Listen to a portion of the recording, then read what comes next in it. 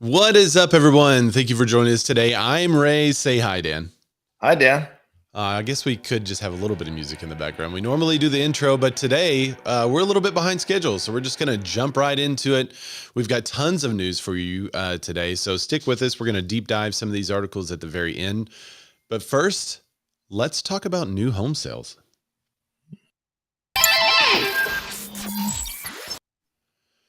So new home sales are posting their third straight monthly increase.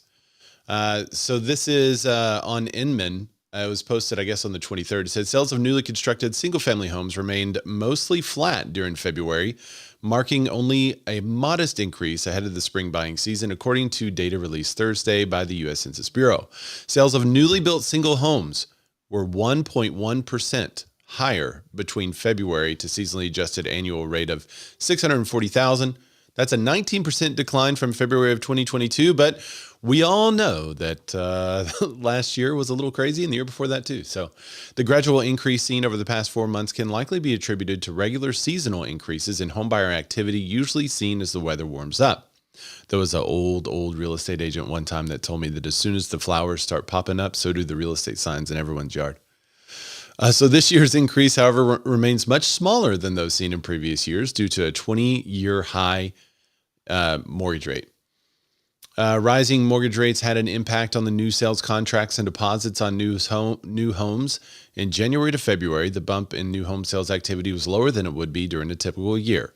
That's what Bright MLS chief economist Lisa Sturtevant said in a statement. However, home builders are still feeling cautiously optimistic about a strong spring home buying season, despite the mortgage rate volatility and economic uncertainty. You could read the rest of that article on Inman. That's kind of the gist of it. Dan, you got anything to add to that one, man? No, not at all. Okay. So comments, they're not used to us just jumping in here. So I do want to mention that Scap was first today. Well, was he? I didn't see it. I thought Olivier was, because Matt is out pretending to be busy at a showing. So yeah, Matt is quote unquote busy. Working. Speaking of working, Dan, are you still living in Cali? Yeah. Why? Was it there a great reshuffling? Weren't you at a second home location working from there? No, there was a mass exodus too, and I still live here through that. So, oh, yeah, well, that's cool. Huh?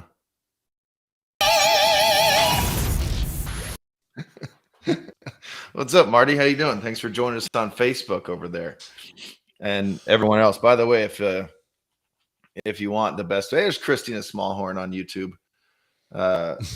Yeah.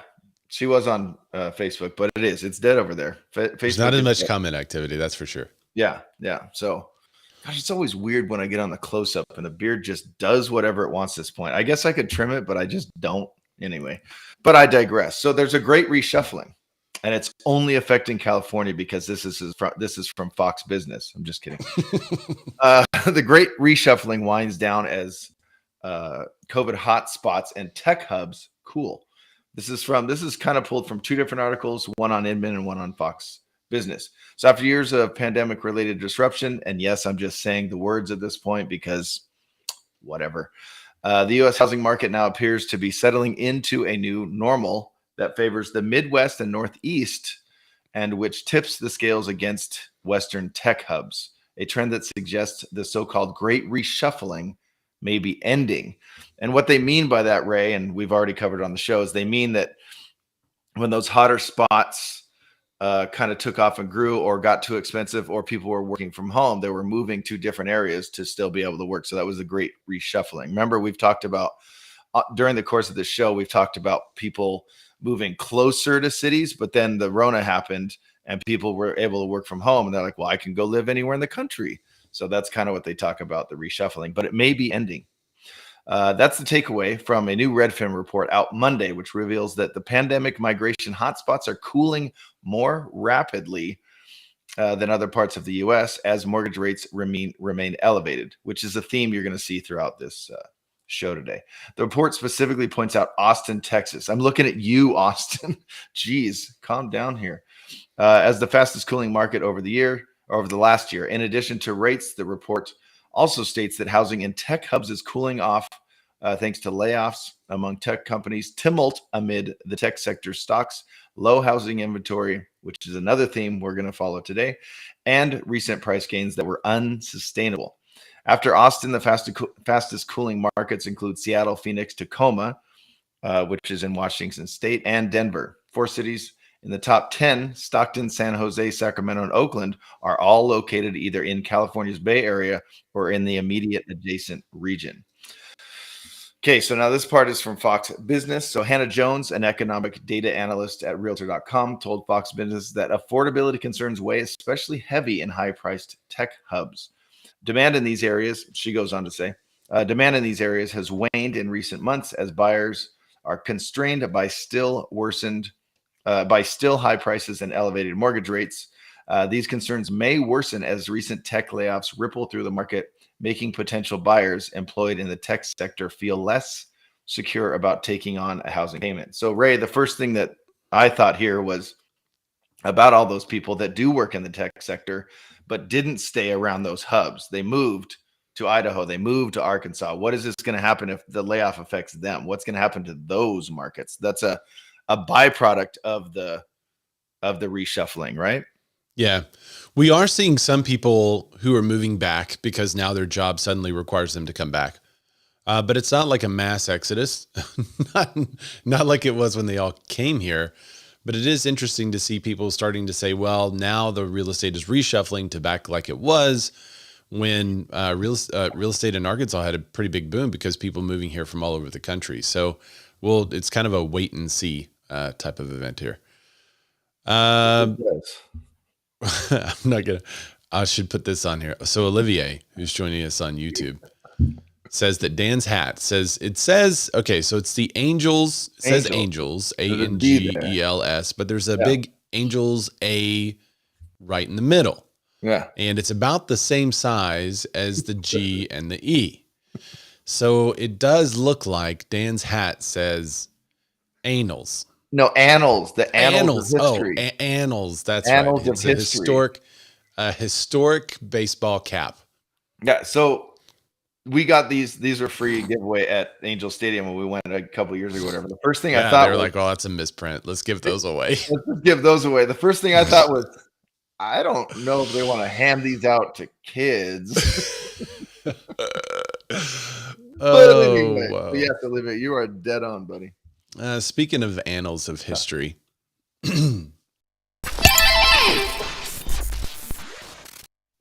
bank turmoil could spark a modest recession in the second half of the year. The image they have on this article on Imminent's hilarious. It's like people, the big bank vaults, the big round bank vault. That's what it looks like. And then there's people sitting inside the bank vault. There's this family, and it's like a prepper family. There's like this target with, there's a target in the background.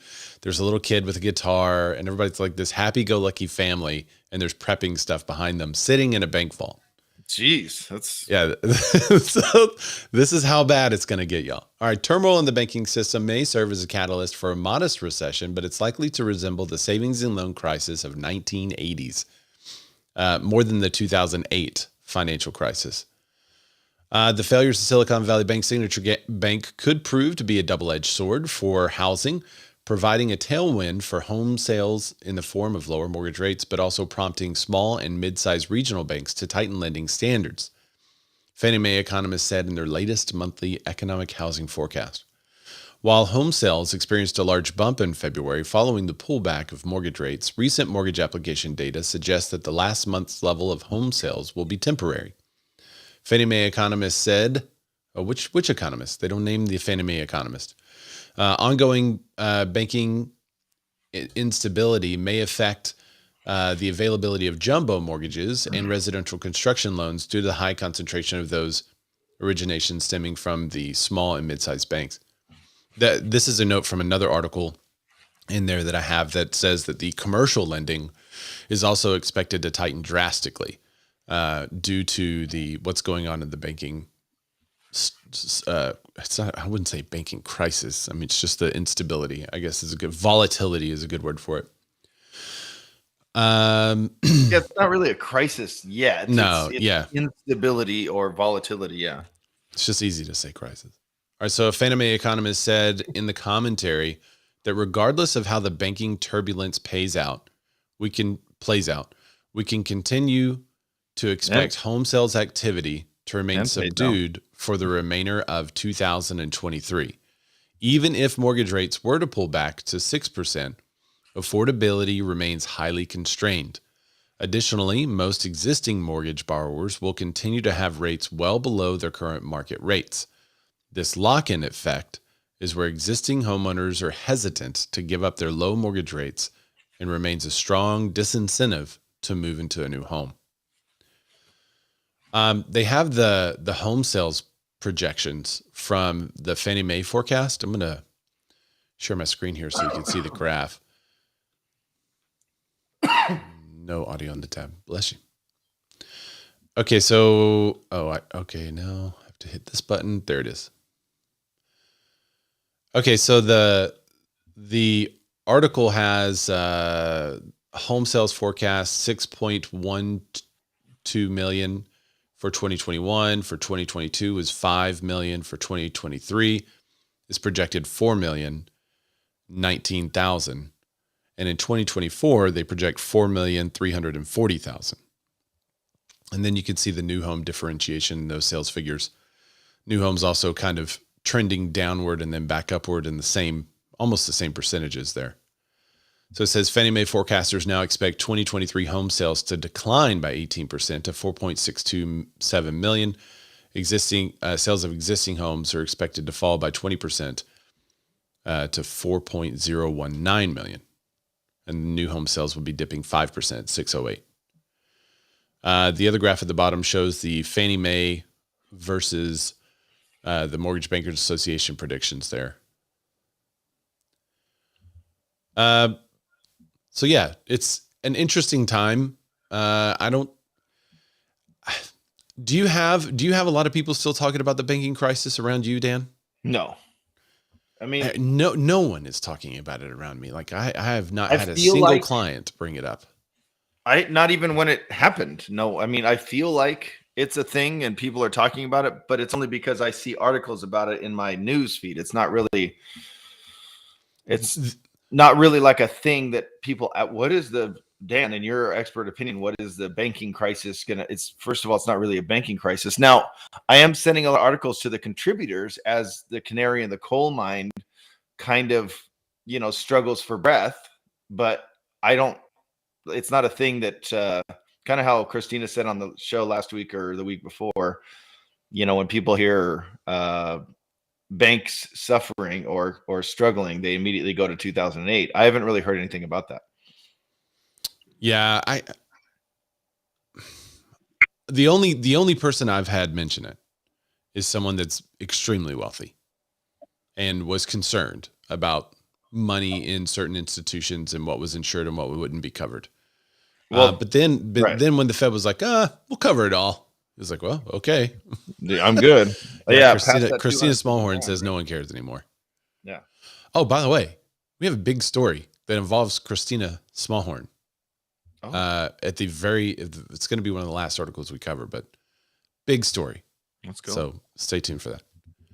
Can I jump in for a second on the banking stuff? Yeah, go ahead, Jack. Yeah. Jack Atteridge, everyone. Ladies and gentlemen.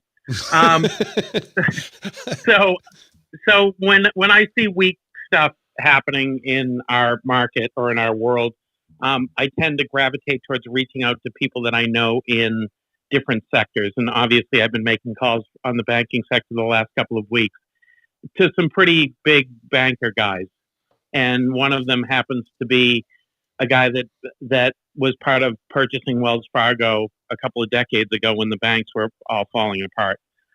And every single one of them said that there is nothing structurally wrong with our banking industry. This is one of the components to it is the fact that the past couple of years, we made money so cheap and we actually wrote so many checks that there's so much money out there going into tech startups that, and then you have basically a tech startup bank who on top of that made a stupid investment decision that wasn't recognized by the people who should be overseeing it. And then you have what you have with a couple of failed banks. The the the balancing part to it that was part of the discussion was the banking crisis in Europe right now is really based solely in consumer confidence. So could consumer confidence come into play? Possibly, but highly doubtful. And we have a secure banking system. Any bank that is more diverse in their lending and smarter in their practices, which is most of the banks because they're regulated, are going to be fine. So I see it as a non-story. Yeah, that's what there. Most of the people that I have talked to about it, that I had to bring it up to, they're saying that they're pretty confident that everything's going to be fine because it wasn't a systemic failure. It was a failure of that specific bank. Well, there are other failures that have happened recently as well that aren't like that bank. So it was that just one bank, but there's others as well. They didn't happen because of the same reason. They happened due to that bank. They happened due to people saying, "Uh-oh, it's a run on the bank. Let's go." They've happened due to people moving deposits from smaller banks to larger banks, but it wasn't because of the same reason why SVB went down, if that makes sense. And it wasn't the same reason that happened 15 years ago either. But you know, my whole thing is consumer confidence. What I think Jack touched on that for a real quick there is consumer confidence and what happens with these news stories, because it was it, let's call it, was it blown out of proportion, Ray, the SVB? Yeah, I would say so. I mean, it was a serious issue for that specific bank. Right. And for all those people, but it was quickly covered really, really quickly in a matter of days. Oh no, Matt Lamarche wants to speak. Well, and if you remember, part of the problem was most banks have enough deposits to cover 80% of their people, right? I mean, there's a right. It's not that they have enough to cover 80% of their people. It's that 80% of their people are under the $250,000 limit that the Fed covers. Right, but SVB, then the Fed covered more than that. Right, SVB had 90% of their people way over that. So that's why it became an issue when they started moving their money out.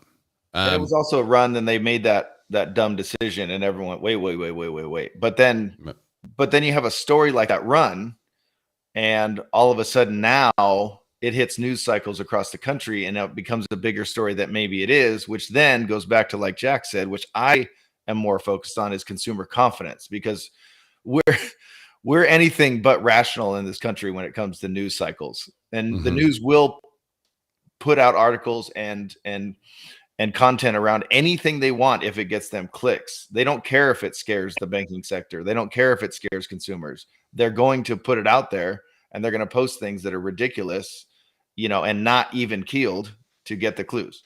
Mike V says 10 depositors at SBV accounted for 13 billion in deposits. The decision to protect all deposits was for those 10. That is nuts. That's a whole separate thing we could go into. It feels like everything is pretty fragile anyways. And, because of all the economy and the profits and how real estate has run up. And, it seems like everybody might be just a little bit more sensitive than they'd usually be. Yeah. Well, let's see. What's the... Thank you guys for joining us, by the way. I have figured out how to display our Clubhouse on the show. So you guys that are talking on Clubhouse, as you speak, I try to bring up the Clubhouse room so that people can see your beautiful smiling avatars and faces. It doesn't show the GIFs, just so you know. And it's not the most up to date. So it has the people who are moderators, and it has the people that are followed by the speakers. But those of you who are not followed by the speakers in there, it doesn't list you on there. So if you want to, you can always raise your hand and come up, and we've got moderators that'll take a look at your account and make sure that you're a real person. But anybody's free to speak, and it goes out to the podcast and YouTube and Facebook and everywhere we're broadcasting. So the world, it goes out to the world. People all over the world. Speaking of, I wish I had the sound effect, but we get taken off of YouTube for it. All my single ladies, all my single ladies, You can all my sing single it. ladies, Yeah. all my single ladies. Throw your hands up. It's probably slightly higher octave on that, maybe. A little bit, maybe. Yeah, maybe a couple higher. Well, these days it depends. Anyway, It depends on, I identify as a singer. So what Ray is referring to is single millennial women's homeownership rate tanking in 2022. So persistent wage disparities. sorry. Okay. Sorry. Gosh, I thought that was me. I know. I immediately go to it's my fault because Ray's got his stuff dialed. I immediately go, Dan did something. What did I do? It's on silent. I really don't know. Go ahead. The boomer on the show. Yeah. Well, it's an iPhone. They don't really care about your settings or what you choose to do with your phone. They're going to notify you anyway. Right. They're going to do what they want.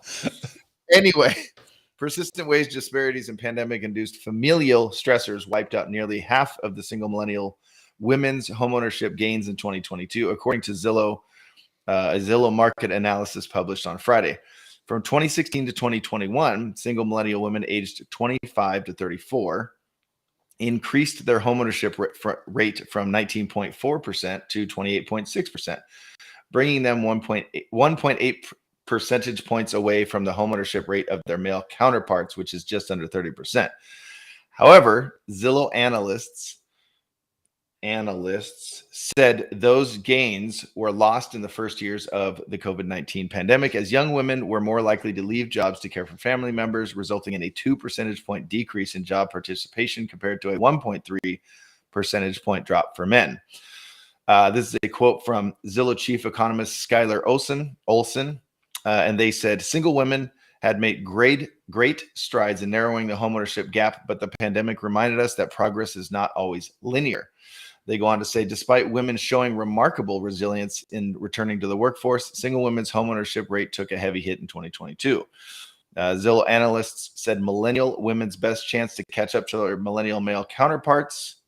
Homeownership rate will be found in affordable markets across the Midwest, Southeast, and the Rust Belt. What's the Rust Belt, Ray? I don't know what the Rust yeah, so that's like isn't that like Oklahoma and stuff? It says here, which stretches from northern New York State to northern Tennessee and across parts of Ohio, Indiana, and Michigan. I was thinking of the Dust Bowl, not the Rust Belt. Yeah, so an interesting stat there, and it was awesome to see that they were gaining like that and essentially equal with the men there. That's awesome. Well, I was going to try to quickly show a picture of the Rust Belt, but that didn't work. So, oh well. Yeah. I thought that was really interesting. That's an interesting article. It's an interesting take on the article too. But I think it could also, for real estate agents that are listening, be a budding market that's about to come back. Because as the COVID stuff and the pandemic stuff settle back down, as people are moving back to where they were when they were working normal jobs, I know one of the things that impacts the jobs is what the Fed is doing with the rates, and they're going to continue to do the same thing with the rates until they can see that it's making a dent in the jobs. The reason why they want to make a dent in the jobs is so that people have less money to make less orders. When people can make less orders, in other words, buy less stuff, then inflation starts to tamper because people, the people providing the orders that people want are able to catch up, just like builders. They're able to catch up with inventory. So the only thing that kind of concerns me is I think it could be a market that's about to bounce right back into normalcy. However, with what the Fed is doing, how is that going to impact those jobs that they had or started to work remotely or changed in jobs? Like you said, it was a 2% decrease. So I don't know. I don't know what's going to happen from that. I didn't really see that in our market though. So again, it's probably very market dependent. But there wasn't like a huge change in the number of single women here locally that I felt owned or didn't own property or that were my clients or were not my clients suddenly. But Dan, I didn't really realize this was the next article, but that is a beautiful segue into a tale of two housing markets. So this article was on the Wall Street Journal. It says the United States is a country of two housing markets. In one, home prices are falling from a year ago. And the other, they're still posting annual gains. That division runs right down the center of the U.S. In all of the 12 major housing markets west of Texas, plus Austin, home prices fell in January on an annual basis, according to the mortgage data firm Black Knight Inc. In the 37 biggest metro areas east of Colorado, except Austin, home prices rose year over year. This pattern of geographical disparity is unusually high, if not unprecedented. Here's a quote from Black Knight. It's Andy Walden, the Vice President of Enterprise Research and Strategy. We've never seen anything quite like this, where it's so stark west to east. I thought this was fascinating. After more than 2 years in the pandemic-driven housing boom and low mortgage rates boosted prices in every corner of the U.S., from big cities to small towns, the country's housing market are now diverging, responding increasingly to local factors such as affordability, supply, and job growth. Certain housing markets in the West have enjoyed a long price run-ups in the 1990s when rapid growth of their technology industry fueled the housing market boom. Now those cities are most closely associated with tech have the fastest falling home prices.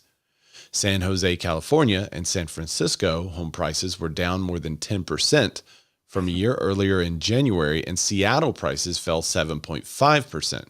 Right. After being up, 42%. Right. So this is a fascinating article, and if you follow their Instagram, they posted a really cool, I'm going to see if I can find it. They posted a really cool graphic that shows this. And the article itself with that is behind a paywall. So I'll see if I can find the graphic for us. But Dan, this also explains why when me and you talk a lot about what's happening in the market and what's going on, that we feel like it's completely different. Let me bring you back up and let's see, bring this, share this tab. There. Oh, hi. It's Hi. just you. Just me. Hi. All right, there we go. There we go. All right, so, well, that's not big enough. Yeah, well. Don't. Don't.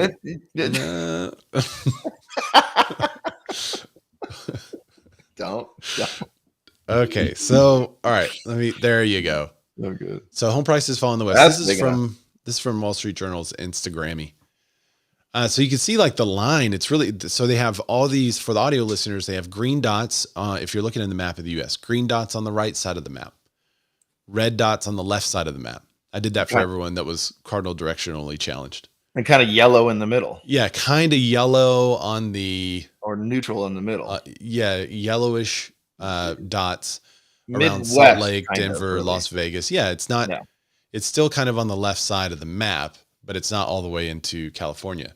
Yeah. So then there's the at the very bottom in Texas, Austin is a pink dot. It's kind of like a faded pink color. So this means that basically, outlier.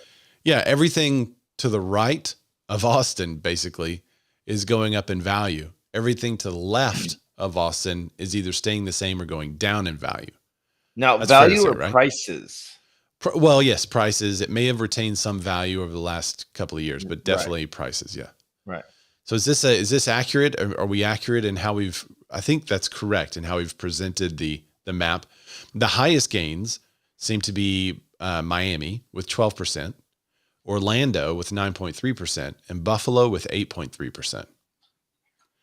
Yeah, I was just having this conversation with a buyer Saturday, and how the market is, and this really, really lays it out perfectly, because it just shows you exactly what's going on. But the market is really schizophrenic. And then when you go to even smaller markets, although it looks like there's a lot of red in California, there's smaller markets in California that would have green. And it's just, so you cannot right now be like, if you live in one city and then the next city over is totally different than yours, you have to be running different comps. You cannot be, you got to be real careful about your comps right now and the values that you're giving these clients, because they're seeing these and going, well, the West is down right now, I guess I'm not going to sell. Okay, but that's not true necessarily. Let's run numbers for your house and your market. And as high as the east is, the right side of the map. Is it all that high? That's as low as the west has. Right. So like Seattle's at negative 7.5. San Francisco's at negative 10.3, and San Jose is negative 10.5. Now, if I was living in San Francisco, San Jose, and Seattle, I mean, I'm licking my chops, because what I'm seeing is home prices are now way more affordable. I see them going down in value. I feel like it's an area that's going to continue to grow over the next several years. So I'm a buyer in that market, right? Whereas if you're in Miami and Orlando and Buffalo, you're like, what? Well, is this going to sustain? Like, what's going to happen? So now I'm really picking. I'm being choosy about those markets, maybe. Yeah. Which side are you on? Are you on the buy side or the listing side, the sell side? Yeah. Yeah. Anyway, fascinating article there. Let me get to a couple more of the quotes. The uptick in interest rates do not seem to have any impact on our market, said Lisa Barall Matt of Berkshire Hathaway Home Services New England Properties in West Hartford, Connecticut. She says housing markets in the state have lagged behind most of the country for years following the housing crisis. And she said the area's relative affordability compared with Boston and New York is now keeping the demand strong. Allison and Dylan Conway, who are expecting their first child in May, are moved from Maryland to Connecticut to be closer to family, and they lost out on 3 offers in the Hartford area to higher bidders before having their 4th offer accepted. They said, quote, "We really didn't think that it was going to be so competitive.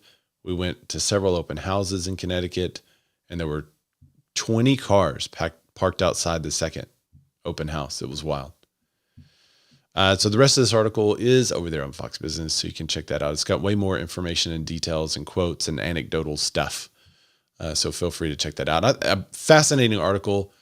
It's behind the paywall. If you want to see the graphics and charts, it may even be interactive, but it's from the Black Knight Home Price Index. They have that on the Wall Street Journal article. They don't have that on the reprint of the Wall Street Journal article that is on Fox Business. Anyway. So, Ray, what do you think? Do we have any comments on that one? Let's see.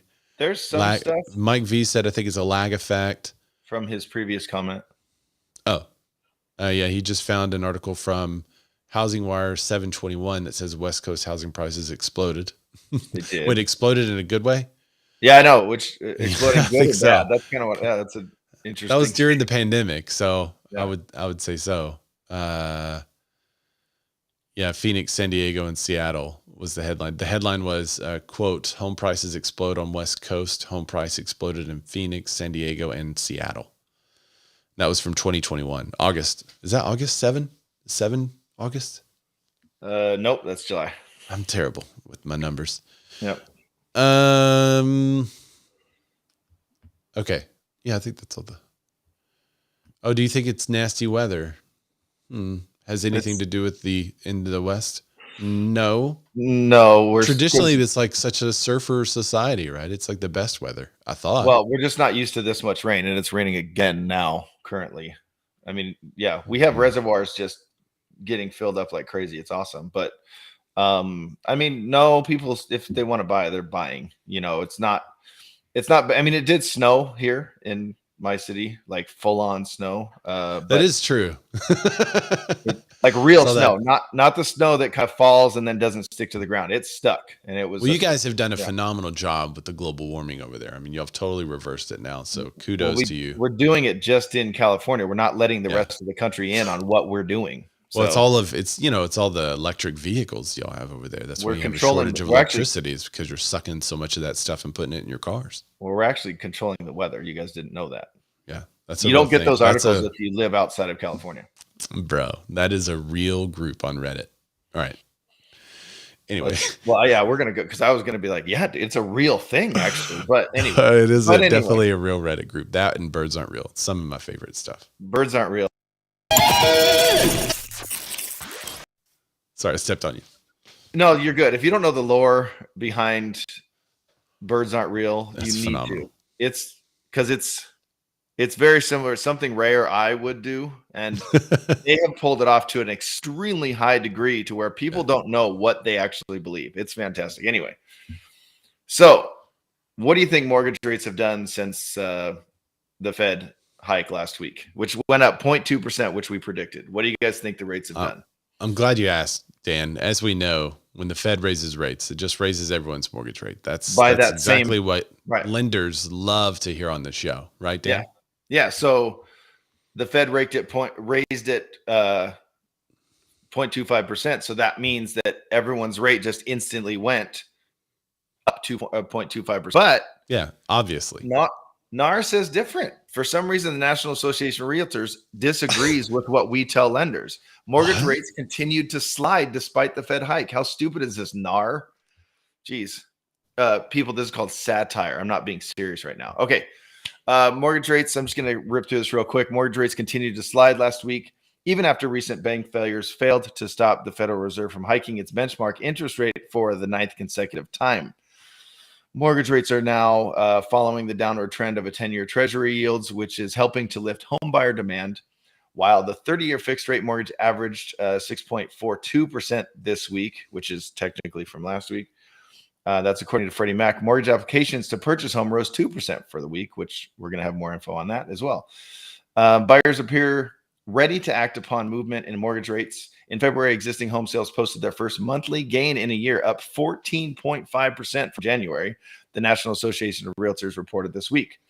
There's a quote from NAR chief economist Lawrence Yoon.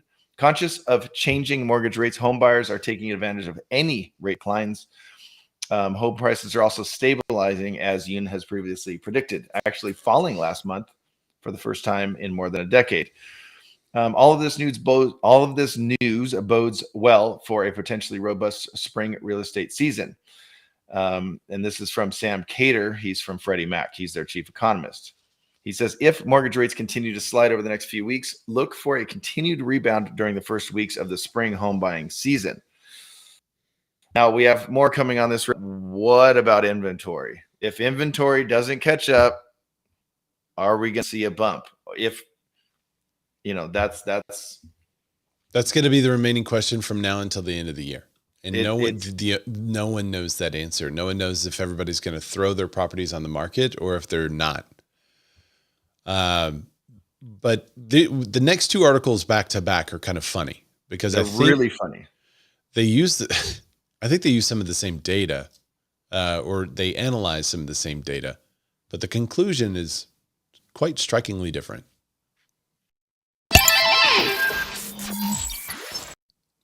Especially this article, after the previous article to the one that I just read, that you read. That's true, yes. So this article is on Fox Business. It says home price increase amid struggling housing market. That analysis is from CoreLogic. So home prices in the United States increased 5.5% year over year in January, according to the latest data by CoreLogic. However, prices dropped by 0.2% month over month. CoreLogic projected that home price increase would be 0.1% on a month over month basis from January to February this year, but would increase on a year over year basis by 3.1%. That's from January 2023 to January 2024. That's looking into the future. They think they're still going to go up 3%. Now, used to, home prices would go up 3 to 6% a year, and that was like very normal. It's kind of weird to feel what normal feels like again. Well, but this still isn't normal. Even though it's normalizing, it's still not normal. Well, the market's not normal yet, but that number is normal. No. He said, they go on to say, while 2023 kicked off a more optimistic note for the U.S. housing market, recent mortgage rate volatility highlights how much uncertainty remains. Selma Help, CoreLogic chief's economist, said in a statement, nevertheless, the continued shortage for sale homes is likely to keep price declines modest, which are projected to top out at 3% peak. From peak to trough. So that includes some of the downturn. If you're looking for lower housing payments, you could consider refinancing your mortgage for a better rate. I guess only if you bought in the last 6 months. And if you're interested in becoming a new homeowner, it can't help to shop around for the right deals. Mortgage rates are on the rise. While lower mortgage rates led some experts to predict a housing market rebound in the beginning of the year, the tide seems to have been shifted. The average rates for a 30-year fixed mortgage rate increased through February and into March, according to the Freddie Mac data. which is just like exactly what Dan said. It's just recently gone down again. So housing affordability. This is Redfin's chief economist Taylor Marr said in a statement that housing affordability is at its lowest level in history, which will widen the wealth gap, especially between millennials. Many millennials were able to buy their first home before or during the pandemic home buying boom, but many others were priced out of homeownership and forced to keep renting. That means that a lot of young adults missed a major wealth building opportunity because the value of homes owned by millennials rose 30% in the last year. Wow. And we have an article coming up, Ray, that's going to give people stats from 2010 to 2019, which is crazy.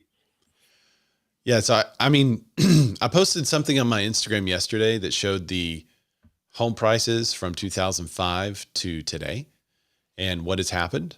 And I compared that with what we heard buyers saying at that time. So it's interesting. I'm Ray Zorback on Twitter, so you guys could take a look at that. It's a little blue graph, and you'll see that, and it's a long carousel. But this article says exactly what I was just saying, that the wealth building opportunity for many millennials was completely missed, but we can't go backwards. So I was talking with a friend of mine the other day, and they were saying, well, I wish I would have bought when it was 3%. Well, okay. That's fine. You wish you would have bought when it was 3%, but you didn't. But you didn't. So when are you going to buy now so that you don't say in 5 years, I wish I would have bought when it was just 5%. It hasn't really changed much since then. I'm not really getting any benefit from waiting. I've just been throwing away my money and renting. There's just in the note that I posted yesterday, I said that there's plenty of there's plenty of reasons to avoid the wealth building opportunities that many people are taking currently. Well, and you have that. It was a relatively small window too, that the pandemic induced, heat up. And if when the mortgage rates stayed low, but then prices pretty quickly went high, and then the thing I keep thinking about is those people that sold during the high point and then rented. And now what? They rented for maybe a year and then they bought, they would have been okay. But now if they rented for 2 years and we're at where we're at now, I mean, those are the people that I stay awake at night thinking about that. That sucks. Yeah. You cannot try to predict the market is my point. You cannot. Well, and the headline that I just read talked about how home prices are going up a little bit and it could be good. Now, this is the same data. So Dan is going to have to pick out a couple of pieces of this article that are slightly different, maybe some different quotes. Yeah. But based on the same data, Dan, what did the next headline? Well, you were wrong. The article you just read, Ray, is wrong because home prices cooled in January. But it's the same data. No. They cooled in January, even falling in some cities. That's from S&P Case-Shiller. Did yours pull from S&P Case-Shiller? Yeah, the CoreLogic Case-Shiller. Oh, okay. Yeah, well, then somehow your article is wrong because this is from CNBC.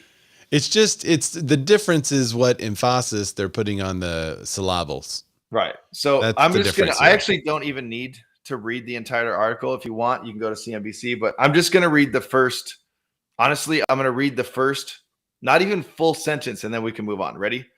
Home prices cooled in January, up only 3.8% nationally from where they were a year earlier.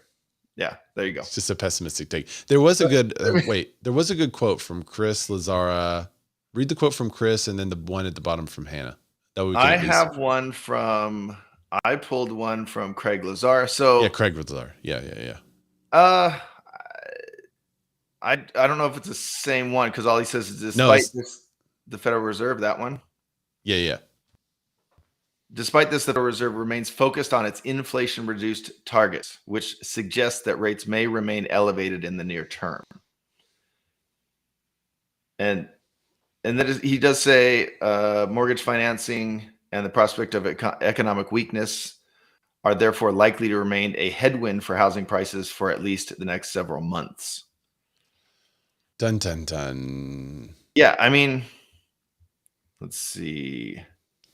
I don't see any other really good ones, like quote wise. Yeah. Okay.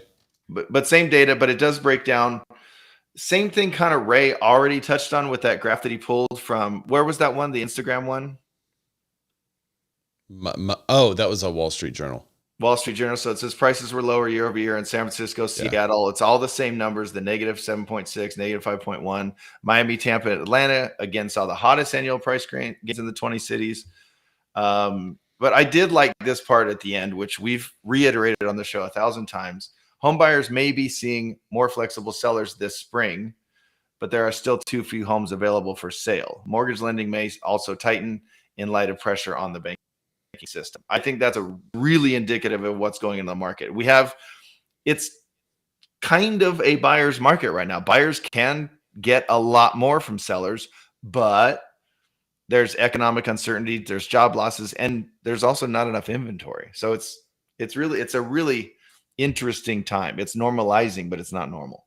Jack Atteridge says, but just like the Wall Street Journal article, it's lack of supply that's shifting sales, stifling sales, which plays games with a high price. Yeah.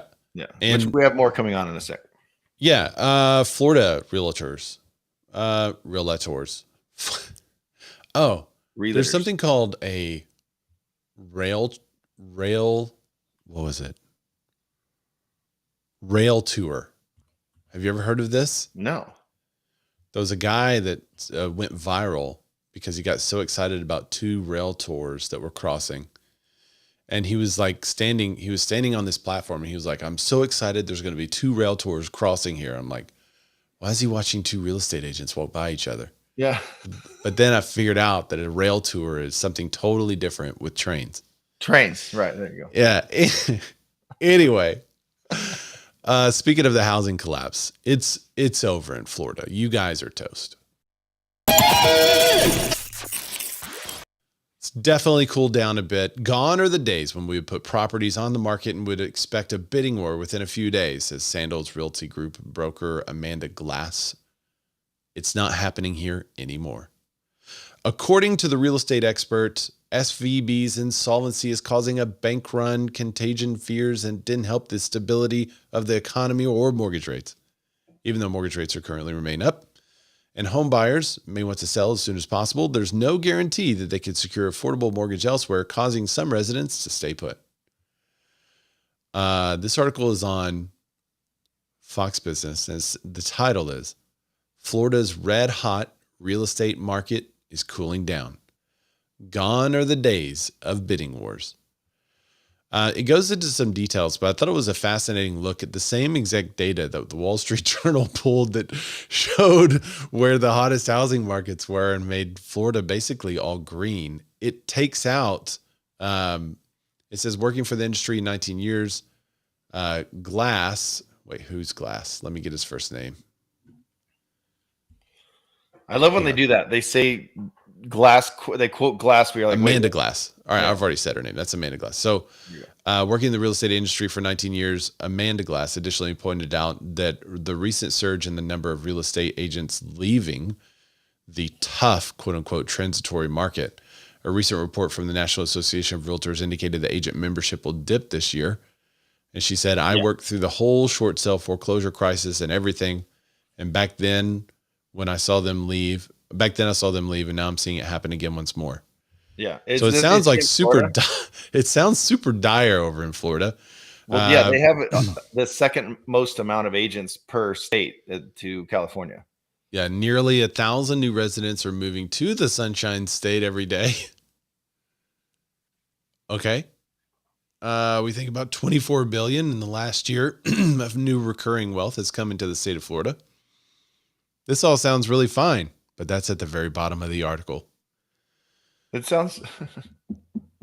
This is a total fluff article, man. I couldn't, I actually reached out to a couple of Florida agents. I'm not going to name names because they're not on the show right now, but I reached out to a couple of Florida agents and said, hey, is this true? What's happening? They're like, no, they're still having bidding wars. So it's probably a very specific market that this person is in, maybe, or a very specific instance. But they're saying in this article says 1,000 people are moving to the Sunshine State every day.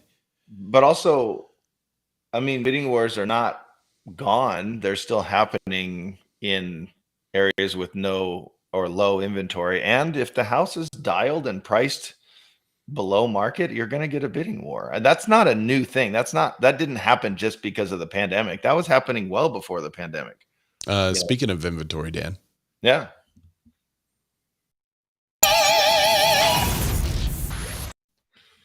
I'm going to give you guys a quick little challenge here. Go to our YouTube. If you're not watching it on YouTube, go to our YouTube channel, watch the video, but click on the description. And I want you to, first of all, I give it away, but I want you to name all of those bands. Those are all hits from 1994. Name all of those bands that had all of those songs. Go do that. So this one kind of had to it. I'm going to try to get through it because we do want to get through the show. But if you want more, this is from Inman. Inman essentially did a deep dive into, kind of like Ray talks about, went historical on inventory, historical on prices and things. So into the annals of history. Into the annals, right there. I have it on my hat. Into the annals of history. Will an inventory shortage stymie spring? A look to 1994 for clues. So I thought it was genius for today's description to be all songs from 1994. So there you go. Go look that up. Name them in the comments, or go like and subscribe our page. How about that? Go do that. This spring won't be easy for home buyers as their agents, but history is full of examples in which the supply of homes went down, but sales kept chugging along, according to an Inman analysis. Earlier this month, on the first day of spring, Inman's editorial staff hit the phones. Over the course of a single morning, reporters reached out to more than a dozen real estate agents across the country, which doesn't sound like a lot. I mean, 12 across the entire country. To find out what was happening in their markets as the spring began. As the responses were nearly unanimous, everyone said things were busy. One agent even compared current conditions to 2021, which of course was a banner year for the home selling business for real estate. While not entirely surprising, the consensus among the agents is at least curious. As Inman reported earlier this week, both historical data and contemporary analysis suggest this spring should actually be slower than usual, not busier. Inflation, high rates, which we've said already in other articles, inflation, high rates, fears of a recession, and affordability challenges are simply not a recipe for a bustling spring. So why are we looking back to the 80s and 90s for these answers? So inventory in the early to mid 90s followed a seasonal pattern, but the downward trajectory that led to 1994 began in earnest in the late 80s. So between the high point in May of 1988 and the low point at the end of 1994, inventory fell 51%. But NAR's data also shows that the number of monthly home sales actually went up 4.5% from May 88 to May 1994. So if we end at the low point of December 1994, home sales fell 2.5%, a dip that is far smaller than the reduction in inventory. So that's interesting because that's what's happening now, right? So something similar happened in the period after the Great Recession, and I found this extremely interesting, kind of like I mentioned a couple articles ago. Something similar happened in the period after the Great Recession as housing recovered from the downturn. From 2010 to 2019, pre-Rona, inventory of single-family homes fell 46.5%. But over that same period, monthly sales of single-family homes actually rose 50.2%. Interesting. So, yeah, really, really interesting. Just fewer homes left. There used to be a lot of homes left on the shelf. You know, that's why certain companies would teach you how to prospect expired listings. Right. Because you have to go get ones that just came off the shelf and were put back on the shelf and now go get the listing.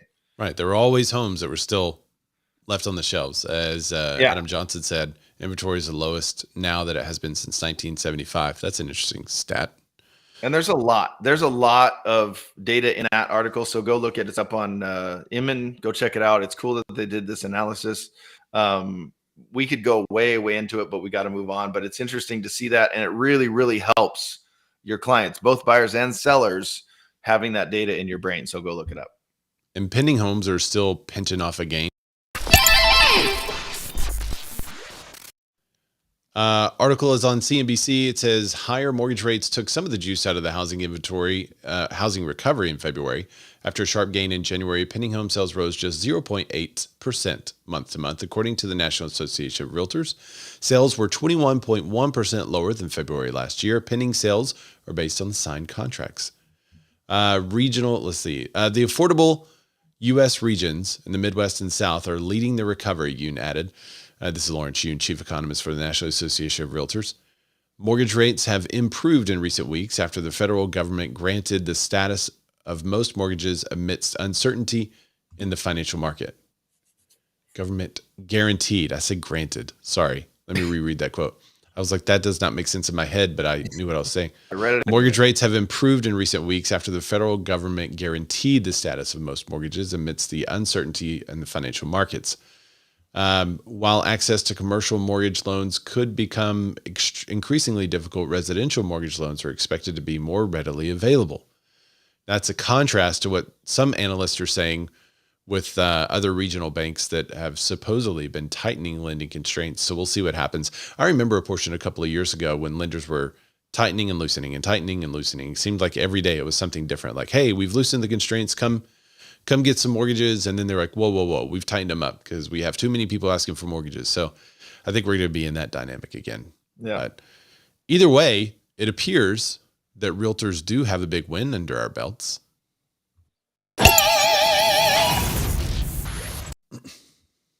Is this the right one? Mortgage demand, Ray?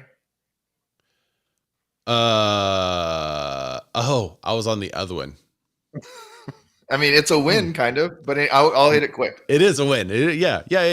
No, that's totally the right one. Totally meant to It's do exactly what we meant to do. Anyway, this is from CNBC. So mortgage demand gets a boost from bank volatility, but it may be short-lived. Now, we've already touched on this in all these other articles, and I think we're beating a dead horse at this point, which I don't know if that saying is okay to say anymore these days. I might get canceled for that, but I don't know. Anyway, so I'm not going to hit all of it. If you want it, want more, it's on CNBC. But stress in the banking system actually turned out to be a boon for the U.S. housing market. As investors hid in the relative safety of the bond market, yields moved even lower last week and mortgage rates followed. So mortgage demand consequently, which I find that word very odd there, by the way.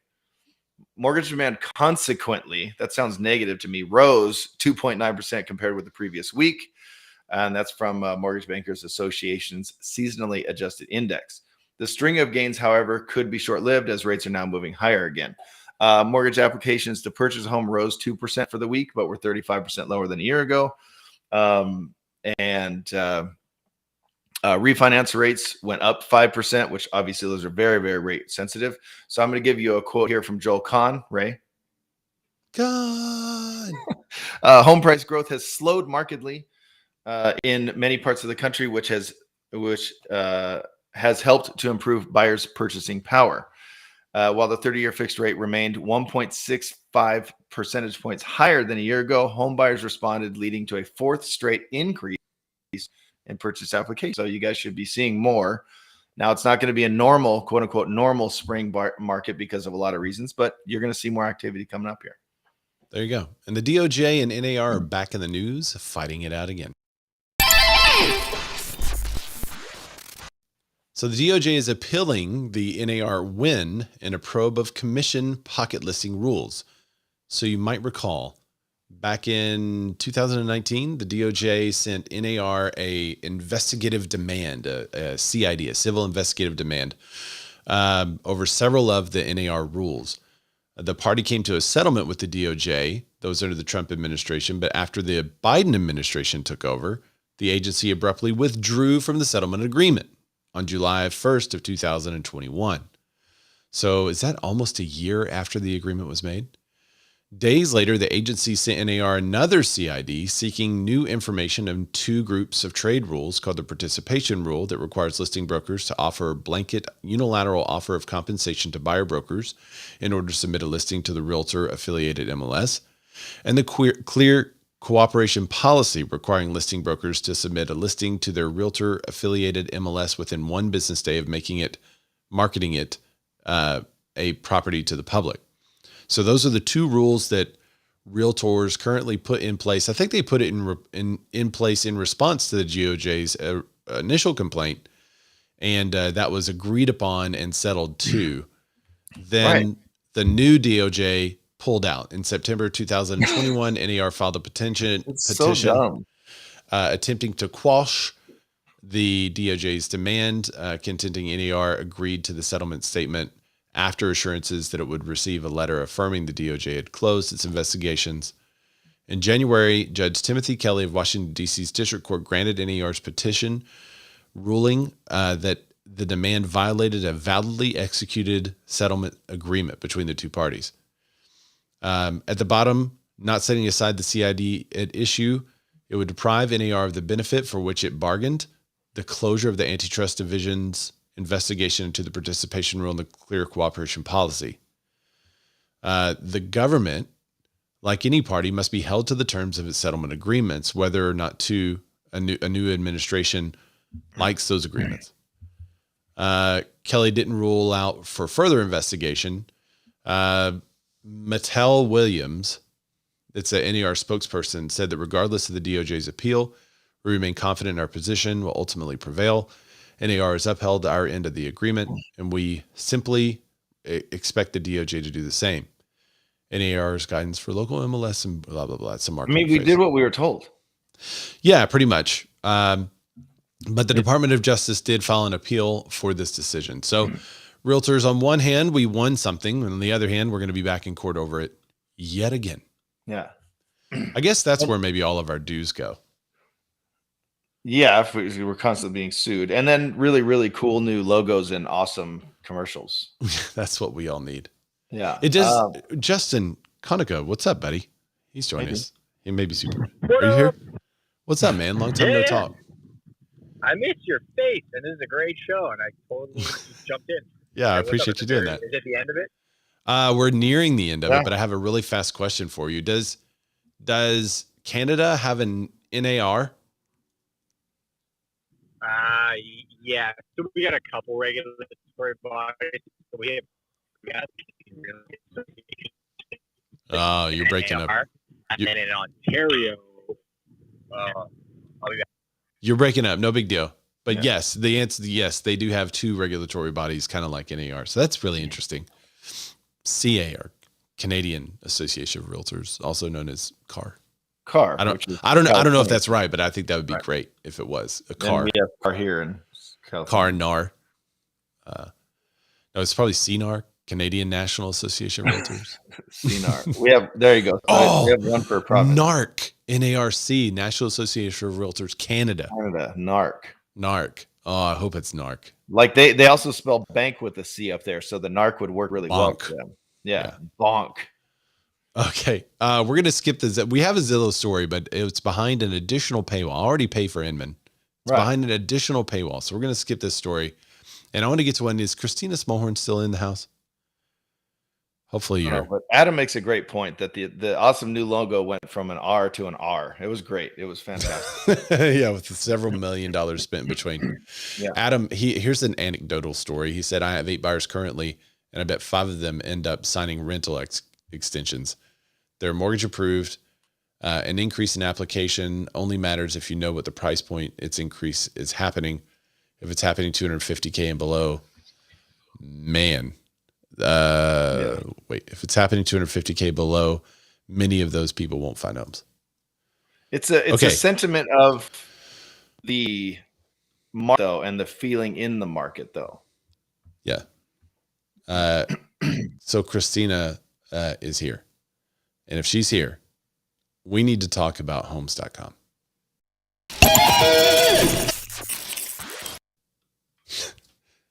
Homes.com is using your name to steal your leads. That is the story that was published on Now Bam. So stay tuned to the end because I do have an update from homes.com. So let me say that at the top. It's really interesting. I'm here. Okay, good. She's also on audio there. So on Clubhouse. All right, let me give people kind of a rundown of the story, and I want you to come in and tell us what you think, Christina.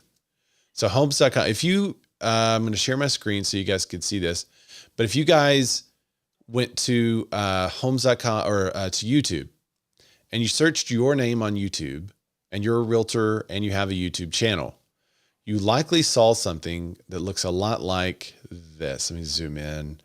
So at the top, I'm going to describe this for audio listeners.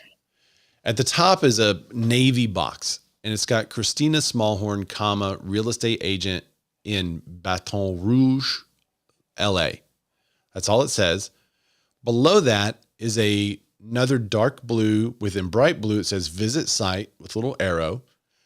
And then just below that, in a black background, says find beautiful real estate for sale with homes.com. And it looks like the find beautiful real estate for sale with homes.com is an ad. And it looks like the top part of it is somehow associated with Christina or her YouTube channel. Right. Below the homes.com ad is Christina's beautiful smiling face with her page. And it shows that I have subscribed to it. So a consumer who's interested in a home may click on this ad thinking that they are going to Christina's website or to her page or to her channel, but where they really go, or at least her page on homes.com. So they do go to her page at homes.com, right? But they go off of her YouTube. So basically they're intercepting the traffic. And this isn't Christina doing this. This is homes.com generating Correct. this? This is homes.com that was doing this CoStar group. So why is this a big deal and what does it mean? So for those of you who don't know, and I'm going to introduce her now, and Christina, you could kind of tell us why it's a big deal and what it means. She has 40 million views on her YouTube channel. She's kind of a big deal in the real estate YouTube space. She worked really, really hard to grow a YouTube channel to what it is today. So Christina, why is this a big deal for a real estate agent? And while you're talking, I'm going to put up the screen share that Krista Nielsen sent us too. Wow. Okay, so if you look at that, you're thinking to yourself, if you're a regular just real estate agent, you see that, you're like, oh, that name is on the ad. And, oh, it just leads to my profile with all my contact information. That's not that big of a deal. But what they're doing is just like any website does, is they all have pixels on them. So what they do, as soon as they click on that ad, now that ad is chasing them on Facebook. It's chasing them on YouTube. It's chasing them on Instagram. Just like when you click on a sweater on Amazon, that Amazon sweater, haunts you for the next 3 months. That's exactly what they're doing with their ads. They're retargeting and using their ads to retarget to people that were interested in you in the first place, driving them away from you as an agent. They're using your name, your notoriety to capture these leads and steal from you. It's theft. They're using your name to click on their website to steal the information from the people that were trying to get a hold of you in the first place. They're literally intercepting it. They're intercepting the traffic. Yeah. That you've worked hard to procure. Right. That's why you do these videos, to get the traffic to go to you, and then you can disperse it or use it as you need. So there are some cases like Katie Day, who was matched as an agent in Elkhorn, Nebraska. And I should note that shortly after this story, or as we were complaining, I think even as Christina was complaining to homes.com, they added this straight line and then it says homes.com at the end. So I think there was some activity there, because you'll see, even as I was gathering data, my ad changed. The one on my page changed and it added this homes.com. But I didn't reach out to homes.com and say, hey, can you do an ad for me above my YouTube channel and direct traffic away from me into you? I didn't reach out and ask for that. Right. That's crazy. And then Katie Day, if you search for her name, so you search Katie Day Realtor in the YouTube thing, and it said Katie Day real estate agent in Elkhorn, Nebraska. So now it's actually doing more harm than good, because it's not even going to the right Katie Day. Same thing happened to Bill Olson. Now there's an agent named Bill Olson in Arkansas, but Bill Olson, whose channel is listed just below this, is not in Arkansas. He's in the Carolinas. So it's irrelevant to them, though. All they're trying to do is retarget that person that's interested in buying a home to start using their information to give them more ads about using their services. Correct. It doesn't matter how wrong the information is, because even the profiles are wrong. It said, like on several of those agents, it said that they only sold a house in 1 in 5 years because they don't update the information on the profiles. But a lot of times those profiles weren't even put in by the agent originally. It's usually done by their MLS or their brokerage that was put in there years ago. And most of the agents don't even know that they exist. Yeah, Krista said that I think it showed that she only had 1 home sale in the last 5 years. So that's drastically incorrect as well. Right. That could send you there for a lot. That's horrible. Yeah. So the only way that real estate agents were getting leads from this is if someone clicked on that and signed up on that exact page. If they went anywhere else on homes.com and went and looked at a property and then signed up, they would go to that listing or that lead or that person that was paying for it. So theoretically, if you were buying leads from homes.com, they would You're getting someone else's lead. A lead that was already coming to you, or you would get someone else's lead that should have gone to them because who knows what they're searching for. You're either buying your own leads or I'm buying Christina's leads. Right. So here's how this was happening. And let me get to the development that came of this. How this was happening was CoStar bought a set of dynamic ads, and the dynamic ads change based on what someone searches. So the dynamic ads were pulling data from the homes.com website, and based on what someone would search, it would show that ad that was specific to that person based on the dynamic entry as to what they were typing in. It was trying to match it to the data that they had on their website. So whenever I asked, I think it was Friday. Did this article come out Friday? Yeah, it was Friday late afternoon. I was writing it that morning, trying to get it out for Friday. So I reached out to CoStar for comment, and they sent me to their PR firm, and their PR firm said, we'll get on this and get back to you. And I just got their update today. So from Friday to today, we had no idea what was happening. And I know there were some agents that I think were like lawyering up in this thing saying, hey, this is not right. Yeah, at all. So CoStar's update, the update from CoStar, it said, CoStar Group employs dynamic search ads, DSAs, through Google. For these ads, agents' names were not specifically targeted, but ads were generated by the Google DSA platform using agent names based on the content of homes.com website. As of March 28th, we have blocked all agent profiles on homes.com from being used in DSAs. Okay. So what if I don't have a profile on homes.com? Well, I think it's going to... They're still there. It is still there? That's a lie. They're still there. You can still search people's names on YouTube, and those ads still pop up. I wonder how long it takes to stop that stuff. I don't run a DSA, so I don't know how long it takes for the data to get out. In the world that we live in now, everything's just a click of a button. Yeah. There's no reason for it to say, oh, it takes time to kick in. This isn't 1989. We all know if you wanted it to stop, they could stop it. And to this day, those ads still remain. I mean, all they're doing is they're plugging in an algorithm and they're programming it. They're coding it to where it goes and pulls data. They're not looking for specific realtors' names. They're looking for keywords, and it pulls the data, and then it plugs it into their own data. It plugs it into their own ad, and it's copying and pasting. So me, Ray, Christina, Krista, Katie, all of them, it just plugs in your name. I mean, that's horrific. That is absolutely horrific. Yeah. I didn't hear. How did we find out this was happening? Christina, she jumped into a real estate mastermind and was like, hey, is this happening to you too? And sure enough, agent after agent after agent, it was happening to them. So Christina, someone sent it to you? Nobody knew. Yeah, somebody had sent it to me, and they said that they were trying to get a hold of me. Wow. Jeremy Blanton, another real estate agent, ended up getting a lead from a company called referrals.com. And the person said, it was one of those forms where they gray out the contact information, but other than the person's name, and it had a message underneath it. Referrals.com said, it will give you this lead's information, full information, if you will agree to pay us 30% referral fee. Wow. And he looked at the message in there, and the message said, I've been watching your videos for quite some time. I've been trying to get a hold of you. Right. I wanted to, go ahead and look at some properties. And he had to argue with them about given the lead. He's like, that's my client. That person wanted to speak to me. They don't care about you, but it made it look like a referral form when they clicked on the ad. Wow. They clicked on the ad, and it looked like a referral form. Yeah, we have that's theft. We'll have a follow-up. So keep an eye on it. If this is happening to you, email homes.com right away and let them know, and then save that email. Then I got the ad.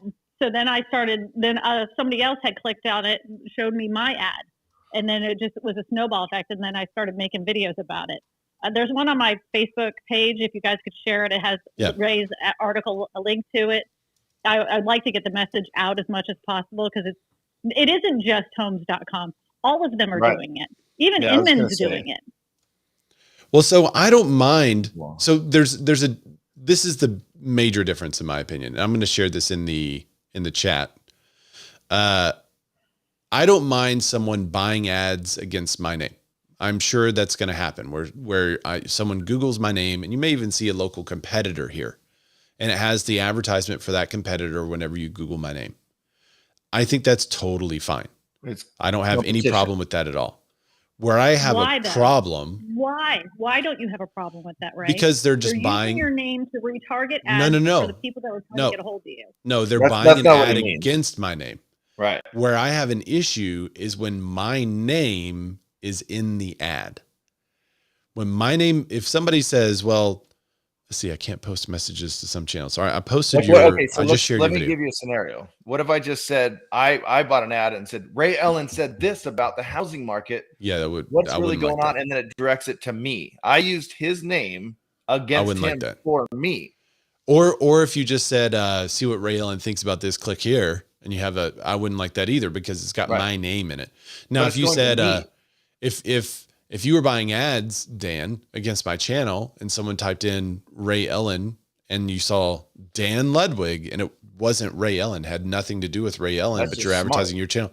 I don't care about that. I think that's open. If somebody Googles Coke and they're searching for Coke products and Pepsi's like, I'm going to advertise against the Coke search name, that's totally fine. But if Pepsi were to say, sorry, go ahead. I was going to say, if Pepsi were to say, if you want Coke, click here, and you click there and you're redirected to the Pepsi site, that's wrong. Yeah. So I think what homes.com is doing is completely wrong, irresponsible, dumb. And also some of these other websites that we have an upcoming story on. I'm going to get with Jeremy and interview him about that and some others. That's crazy. So we're taking a deep dive into it. But Christina, why don't you think that is okay? I guess I was misunderstanding what you're saying. I thought you were saying if they're using your name and if it's for another company, I misunderstood what you were saying. But I will state that they were trying to, when I was communicating with homes.com, they were trying to say that wasn't their problem. They didn't make the ad. That it was YouTube that made the ad. YouTube that made the ad, right? Yeah, and that I needed to take it up with YouTube. And I'm like, are you trying to tell me that I don't understand retargeting ads? Do you think I'm an absolute moron? And so I was going back and forth, and I don't think the person that I was speaking to understood it. She was just kind of copying and pasting what she was told. She was looking at the policy manual. Right. Because she was answering me entirely too quickly. Yeah. You know, like it was like instantaneous. And so by the last time I had contacted them, she was like almost defeated, you know, like I don't know what else to say. Right. She had nothing left to copy and paste. And it's like when you have an issue, like if you get a copyright strike or you get something or a content strike on your YouTube channel and you contact YouTube, they're like, I don't know, dude, like this is just what happened. This is our policy. Like she was just like, I don't know what to tell you. We didn't do it, but she doesn't know. That's how they kind of get around it. She does not know that they did it. She has no idea. So she's like, no, we didn't do this, but it obviously was generated by that. That's ridiculous. And they're taking zero responsibility for it. That's horrible. Absolutely. Yeah, we'll see. We'll see if it comes off in the next day or so. If it doesn't, we're definitely going to post a follow-up story on it. Today I'm going to post a follow-up story with their response and tell people to watch for it. And I'll probably like live look at my own name and show people what comes up when you look for my own name, even today on the 29th. But they probably had a policy change yesterday. And so today, hopefully they have their people on it to actually take it off, but we'll see. Well, and by the way, if anybody sees their name, or you can get mass people to do this, is start reporting the ads. Report them as impersonation. Report them as fraudulent. Because the language, they lose their ads, if they get enough of those, they'll lose their AdSense account. that's what happens. If they get enough of those kind of reports, they lose it. And I don't really feel bad for them to lose their AdSense account. It makes me feel nothing. Well, they'll all be from the same issue. They'll all be stemming from the same issue. And by the way, Christina has 243,000 subs on YouTube. So they're that's a lot. Yeah. All right. So I'm going to put I just accidentally put the word here, but I'm gonna, in the article, it has a link to this, but I just posted the link for everyone to report ads. It's kind of difficult to report this ad because you can't like find a link to the ad, but I posted the link in where the ad sent me. So I think that gives YouTube probably enough information to track down the actual ad. But that's where you go to report it. So I reported my ads yesterday. I'm still reporting it every time I see it. But then go to other platforms and search your name and see who's buying ads against your name and what it says. And if anyone is using your name in their ad, I think that's really where they cross the line in a totally different situation. So interesting. I'm glad we covered this. This is rad. Yeah. Well, thanks, Christina, for giving us a heads up on the story. And if you guys have any news stories like this and you're like, hey, why is no one talking about this? Reach out, because we do have some platforms that we can put some additional information on and kind of stir things up a little bit. So CoStar now knows about it, at least the marketing department. It's like, oh, crap. So if they don't change now, I think it becomes a bigger deal because now they know. Now they know that we know. They know that we know, you know? If people would make enough content about it, people don't like being found out. So if there's just enough agents that are willing to jump on their live streams or go on their Instagram reels, tag them, and start talking about this, and then using your article as the background, the more that they're going to get nervous. They don't like that kind of stuff because it is it is a lawsuitable kind of case that would be class action stuff that they don't like. Yeah. And it's easy to track too, because you can see exactly how many times that ad appeared, exactly how many times people clicked on it. I mean, all that data is available. Woo. So this is not something they want. Interesting. Think about all the tens of thousands of dollars of commissions they have stolen from real estate agents by doing these kinds of ads. It's a lot. And they wouldn't do them if they weren't making a lot of money doing it. Yep. That's exactly right. Endless. Absolutely endless. That's important. That's horrible. Well, thanks everybody for coming. Thanks again, Christina. And hopefully, by the way, we have some comments in Clubhouse. Sorry, Justin Conoco says his name is Jay Allen.